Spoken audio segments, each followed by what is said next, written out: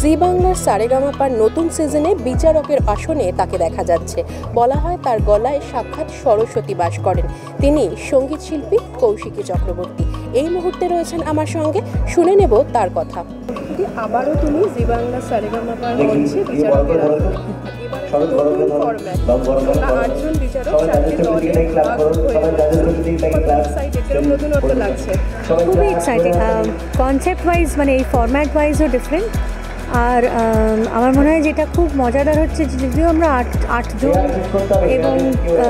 এবং চারটে টিম, দুজন দুজন করে জড়ি ইত্যাদি, এগুলো সব ফরম্যাটের জন্য ঠিক আছে, কিন্তু যখন গান শুনছি না আমাদের কীরকম মনে হচ্ছে আমাদের প্রত্যেকের চিন্তাটা একই তারে বাঁধা আছে। মানে we are always on the same page about all decisions that we are making, কোনো কনফ্লিক্টিং ওপিনিয়ন্স নেই।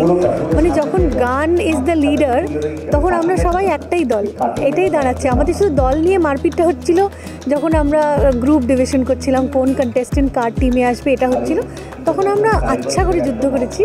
কিন্তু বাকিটা when music is in the forefront আমরা সবাই একটাই দল, গানটাই জিতে গেছে, তখন গানটাই হিরো, আমরা সবাই সেই দলে।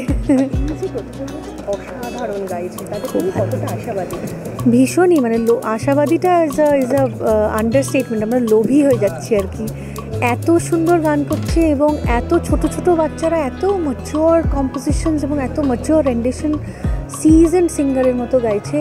আর অফকোর্স মানে জি বাংলা সারেগামাপার ফরম্যাট এবং কোরাস এবং the grandeur of the presentation, এর তো কোনো তুলনা নেই।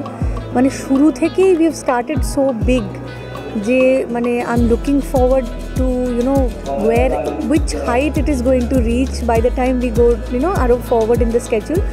আমি ভাবতেই পারছি না যে এটা এখান থেকে আরও বাড়তে বাড়তে কোথায় যেতে পারে। মানে ইটস অ্যামেজিং।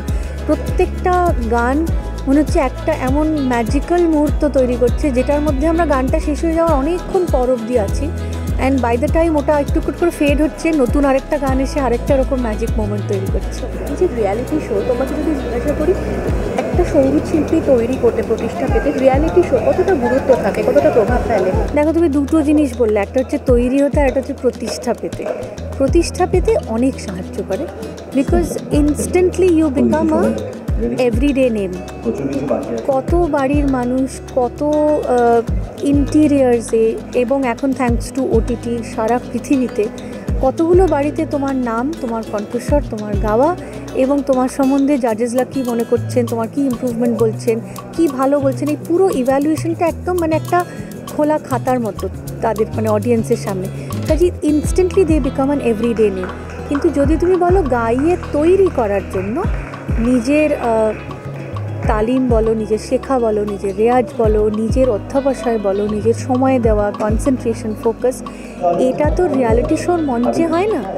এটা তার নিজের বাড়িতে, তার নিজের গুরুর কাছে বসে, তার নিজের শিক্ষার পদ্ধতির মধ্যে, তার নিজের প্রতি কতটা সে ক্রিটিক্যাল হতে পারছে, নিজেকে কতটা অ্যানালিসিস করতে পারছে নিজের গানে, এগুলো দিয়ে তার ইন্টারনাল জার্নিটা সেইভাবে গ্রো করবে। কিন্তু as far age reaching out to the audience, এবং আরেকটা খুব বড় কথা হচ্ছে যেরম মিউজিশিয়ানের সাথে এবং যেরকম একটা ফ্যান্টাস্টিক ব্যান্ডের সাথে এরা পারফর্ম করছে, ওরা তো নিউ কামার কিন্তু এই ব্যান্ডটা তো সিজনড মিউজিশিয়ানসের ব্যান্ড। হ্যাঁ, তো সেই জন্য কিশোর সোডার সাথে দাঁড়িয়ে গান করছে একটা বাচ্চা ছেলে কি একটা বাচ্চা মেয়ে, এটা এই মঞ্চের বাইরে কোথায় তারা সুযোগ পাবে? তো সেই জন্য সুযোগ এবং exposure wise this is fantastic. গাইয়ে তৈরি হওয়ার যে টেকনিক্যাল প্রসেসটা এবং যে মিউজিক্যাল প্রসেসটা, সেটা অফকোর্স তার নিজের। রিয়ালিটি শো নিয়ে তো বিতর্কও হয়, সেই বিতর্ক কতটা প্রভাব ফেলে? এক বছর তো রিয়ালিটি শো হতেই থাকে, আবার বিতর্কও হয়। প্রভাব ফেলে মানে এখন সোশ্যাল মিডিয়া হয়ে গিয়ে কী হয়েছে জানো তো, আমরা যেগুলো পাড়ার চায়ের দোকানে বসে আলোচনা করতো লোকেরা একটু চা খেতে খেতে, সেইটা এখন ফেসবুকে করে। তো সেই জন্য সেখানে যেরকম ফর অ্যান্ড অ্যাগেনস্ট দু রকমেরই মন্তব্য হয়, এখানেও সেটা হয়, সোশ্যাল মিডিয়াতেও সেটা হয়। সবাই তো অন দ্য সেম পেজ। আমরা সবাই ভগবানকে নিয়েই খুশি নই, তাহলে একটা রিয়ালিটি শো নিয়ে কী করে খুশি হবে? কাজে সবাই একটা জিনিস নিয়ে প্রচণ্ড স্যাটিসফাইড হবে, এটা হতে পারে না। তবে আমার একটা জিনিসই মনে হয় যে এমনভাবে ক্রিটিসাইজ না হোক যে সেটা একটা বাজে জায়গা অবধি যাক। আরও ক্ষতিকারক হচ্ছে সেটা একটা বাচ্চা ছেলের বা বাচ্চা মেয়ের সাংগীতিক ভবিষ্যৎটাকে নষ্ট করুক, এই অবধি জায়গায় বিতর্ক না গেলে ভালো। বাকি বিতর্ক হবে, সামটাইমস বিতর্ক is also nice, positive criticism, একটা constructive criticism is very good. কিন্তু বিতর্কটা এমন জায়গায় না যাক বা এমন ইন্টেনশন নিয়ে না হোক যে একটা ছেলে মেয়ের সাংগীতিক ভবিষ্যৎটা তাতে অ্যাফেক্টেড হয়। তুমি যেহেতু পুরো শাস্ত্রীয় সঙ্গীতের ব্যাকগ্রাউন্ড থেকে এসছো, এখন এই সোশ্যাল মিডিয়া অনেকেই দেখবে প্রথাগত সঙ্গীতের শিক্ষা নেই, এই সোশ্যাল মিডিয়ার দৌলতে হঠাৎ করে তাদেরকে প্রেম পেয়ে যায়। এটা কি প্রথাগত সঙ্গীতের যে শাস্ত্রীয় সঙ্গীতের যে ভিতটা, এটা কতটা জরুরি বলে তুমি মনে করো? দেখো, আমার গ্রুমিংয়ের থেকে আমি তো ডেফিনেটলি বলবো প্রচণ্ড জরুরি এবং খুব জরুরি এবং সব থেকে জরুরি। কিন্তু তারপরে আমাদের দেশে কিশোর কুমার হয়েছেন, কাজে এমনও বলতে পারবো না যে এক্সেপশন কখনো হয় না। একটা রুল থাকে, তার একটা এক্সেপশন থাকে। তবে এটাও ঠিক, এক্সেপশনটা কিন্তু কখনো রুল হয়ে যায় না। এক্সেপশনাল ওরকম একজন দুজনই হয়। সবাই যদি মনে করে ওই তো কিশোর কুমার হয়েছে তাহলে আমার শেখার দরকার নেই, আমিও তাহলে ওরকম এক্সেপশন হব, এক্সেপশন হওয়াটা আমার হাতে নেই। আমি চেষ্টা করলে এক্সেপশন হতে পারবো। If I am exceptionally gifted and exceptional সিচুয়েশনসের মধ্যে আছে, কিশোর কুমার যে ফ্যামিলিতে বড় হয়েছেন সেখানে যেরকম ধরনের ওনার মিউজিক্যাল এক্সপোজার ছিল, সেটাও কিন্তু একটা তালিম।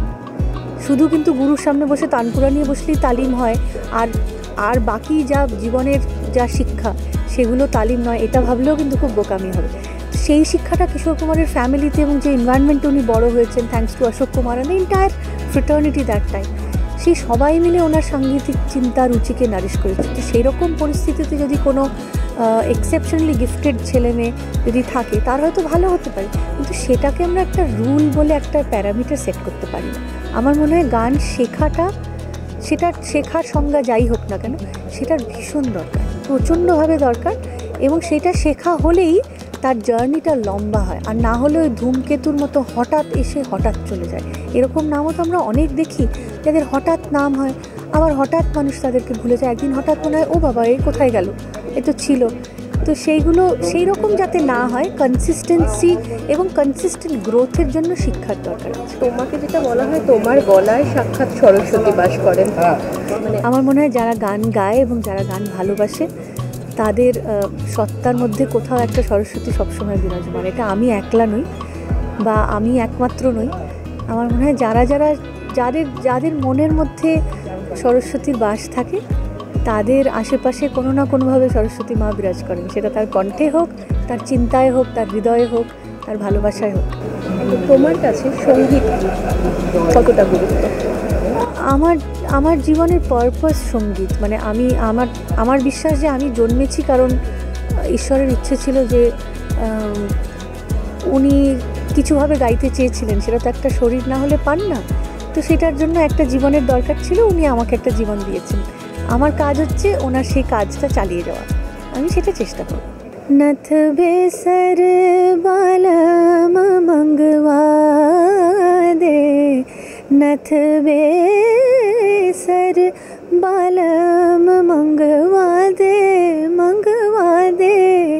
वरना मैं तो से नहीं बोलूं रे, वरना मैं तो से नहीं बोलूं रे, नथ बेसर।